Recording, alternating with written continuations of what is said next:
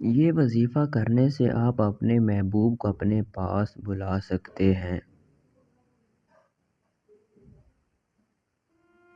وَأَلْقَيْتُ عَلَيْكَ مَحَبَّةً مِّنِّي وَلِتُصْنَعَ عَلَىٰ عَيْنِي۔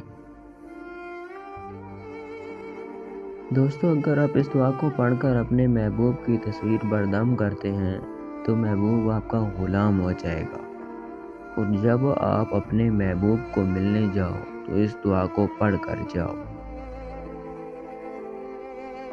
دوستو، دم کرنے کے علاوہ بھی آپ کو درج ذیل باتوں پر عمل کرنا ہوگا، اور وہ یہ ہیں: اس کی رائے اور جذبات کا احترام کریں اور اسے اہمیت دیں۔ اس کی باتوں کو سنیں اور اس کی ضروریات اور خواہشات کو سمجھنے کی کوشش کریں۔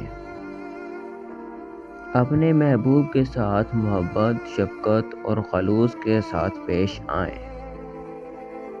کسی بھی مشکل یا چیلنج میں اس کی مدد کریں اور اس کا ساتھ دیں۔ اسے اپنے خواب پورے کرنے کی آزادی دیں اور اس کی شخصیت اور خود مختاری کی قدر کیا کریں۔ اس کے ساتھ معیاری وقت گزاریں، چاہے وہ چھٹیوں پر جا کر ہو یا صرف گھر پر آرام دہ لمحے۔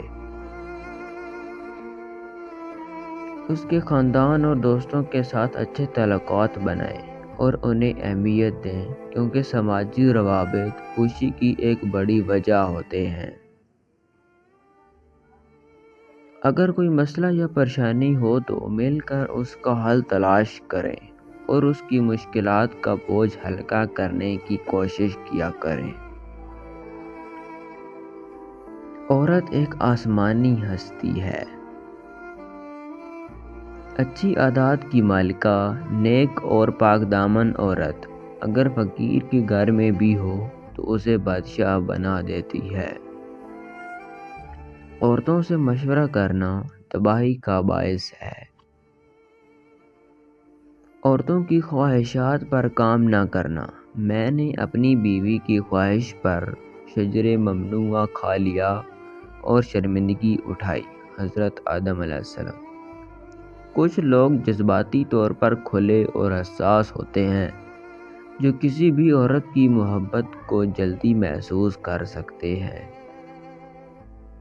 جس عورت کو دیکھو کہ اس کی آنکھوں میں نمی اور چہرے پر اداسی ہو تو سمجھ جانا کہ محبت کے نام پر استعمال کی گئی ہے۔ دوستو، اگر ویڈیو اچھی لگی ہو تو براہ کرم ہمارے چینل کو سبسکرائب کریں۔ شکریہ۔